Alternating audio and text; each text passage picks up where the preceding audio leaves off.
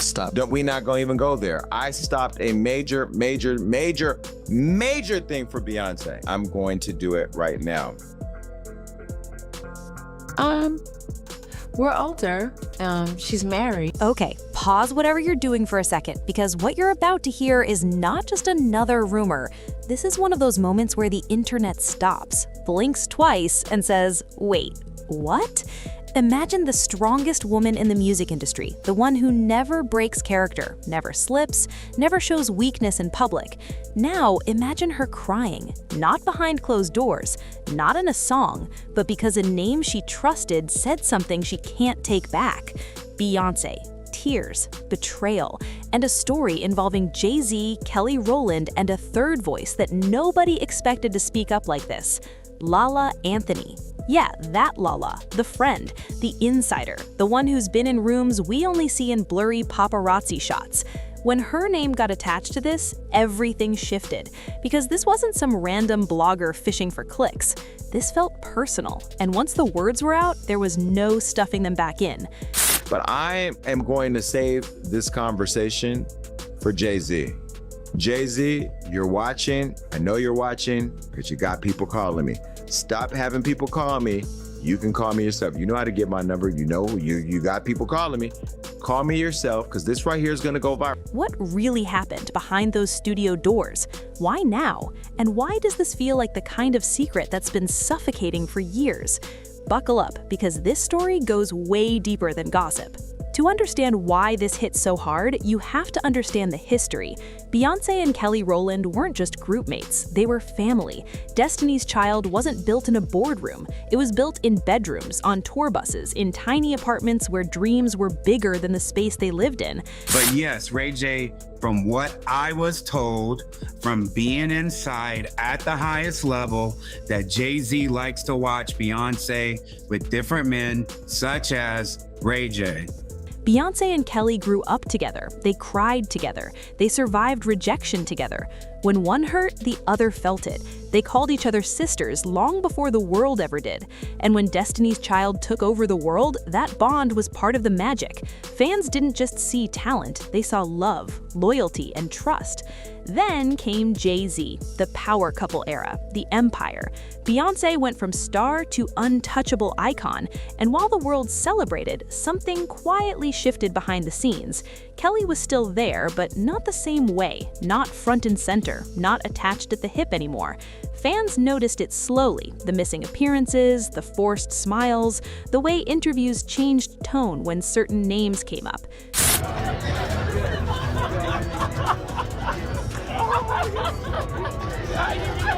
People brushed it off as adulthood, busy schedules, different paths, but deep down, something felt off. Lala Anthony, meanwhile, wasn't just some Hollywood acquaintance. She was inside the circle. Red carpets, private events, backstage moments. She saw things, heard things. She was around Beyoncé during some of her most vulnerable times, especially when rumors about Jay-Z's infidelity started swirling years ago. When Lemonade dropped, the world heard Beyoncé's pain in music form, but insiders say that album barely scratched the surface of what she was dealing with emotionally. Trust issues, humiliation, power struggles masked as love. And Kelly was always there, or at least she used to be. His new album, have you heard it yet? Have you had an opportunity to give some thoughts on the whole thing? I sure have. It's great. It's absolutely great. Really different though, right? Yes, really different. But getting back to what I'm here to talk about, Claritin, I'm very excited to be teaming up with Claritin. Now here's where the story takes a turn nobody expected. What nobody expected was Lala Anthony's name to suddenly pop up in the middle of this storm. It started quietly, like most scandals do. A whispered comment, a half sentence on a podcast, something said a little too casually, like it wasn't supposed to mean anything. But people caught it, screenshots flew, clips circulated, and suddenly the internet was asking the same question over and over again. Did Lala just expose a secret involving Beyoncé, Jay-Z, and Kelly Rowland? At first, people tried to downplay it. Maybe she misspoke, maybe it was taken out of context, but then more details started to surface. In the elevator, we don't know what that was about.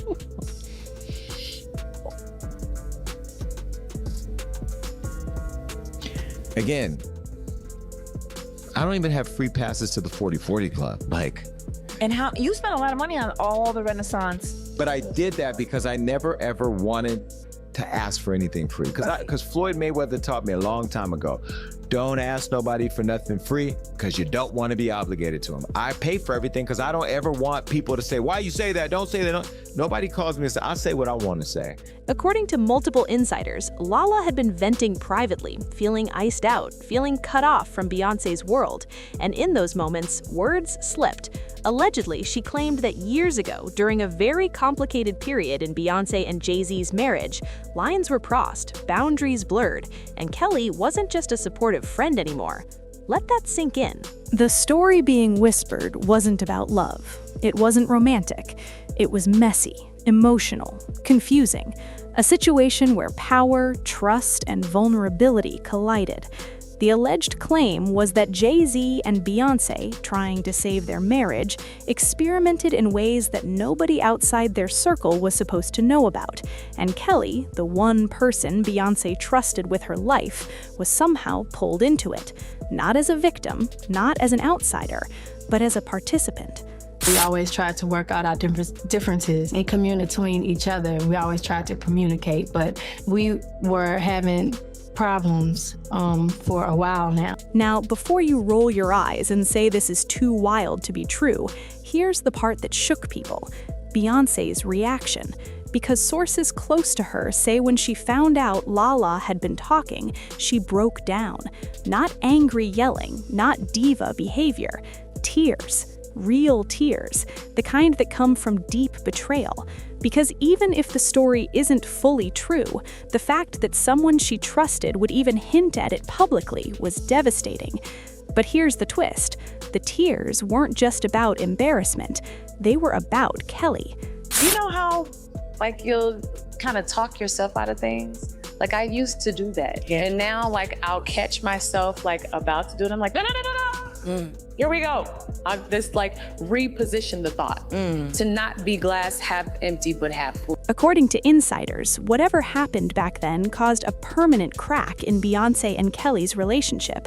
It wasn't sudden, it wasn't dramatic, it was quiet distance, forced professionalism, love mixed with resentment. Beyoncé tried to move past it, tried to forgive, tried to protect everyone involved by burying it under success, tours, and silence. And for a long time it worked, until someone else decided to talk. Social media exploded. Fans started digging like detectives. Old interviews resurfaced. Clips where Beyoncé and Kelly seemed tense. Moments where Jay-Z looked uncomfortable when Kelly was around. Lyrics that suddenly sounded different with this new context. People were connecting dots that had been sitting in front of them for years, and the more they connected, the messier it looked. Lala's role made it worse because people started asking why she would say something like this now. Was she hurt? Was she angry? Or was she trying to protect herself before someone else told the story for her? Some insiders claim Lala felt scapegoated, slowly pushed out of Beyoncé's inner circle without explanation. Others say she was warned to stay quiet and didn't like being controlled. Either way, once those words left her mouth, the damage was done. Jay-Z, as expected, stayed silent. That man has mastered the art of saying nothing. No statement, no denial, just business as usual. But insiders say behind closed doors, things were tense, very tense.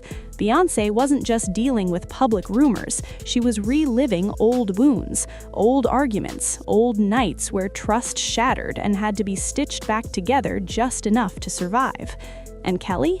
Kelly did what Kelly always does. She disappeared. No comments, no reactions, no subtle Instagram quotes, just distance, which for many fans spoke louder than words ever could. The emotional impact of all this can't be overstated. Beyoncé's image has always been about control, strength, power. Seeing her human, hurt, and betrayed shook people. This wasn't just celebrity drama. This was about friendship boundaries, marriage survival, and the price of fame. Imagine trusting someone with your deepest scars, only to find out they might be the reason those scars never fully healed. Sources say Beyoncé questioned everything. Who knew? Who talked? Who stayed silent? And more importantly, who was ever really on her side? It reportedly affected how she moved, who she invited into her space, and how much of herself she was willing to share ever again. That icy distance people feel now, it wasn't always there. It was built, brick by brick, after moments like this. Professionally, Beyoncé kept winning. Tours sold out, albums broke records, smiles stayed flawless. But emotionally, this was heavy. Family dinners felt awkward, old memories felt tainted, and the idea that one careless comment could unravel years of silence made everything feel fragile. And that brings us to now. Where does this leave everyone involved? Lala hasn't fully walked it back. Kelly hasn't spoken. Jay-Z remains untouchable behind his silence. And Beyoncé? She's doing what she does best, turning pain into art, silence into strategy. But make no mistake, this story isn't over, because secrets like this don't die quietly. They linger, they resurface, they wait for the right moment to explode again. And if even a fraction of this is true, it changes how people see one of the most iconic friendships in music history. So the next time you see Beyoncé smiling on stage, remember this: strength doesn't mean unbreakable. Silence doesn't mean healed. And sometimes the deepest betrayals don't come from enemies. They come from the people who once called you family. And something tells me this chapter isn't finished being written. Not even close.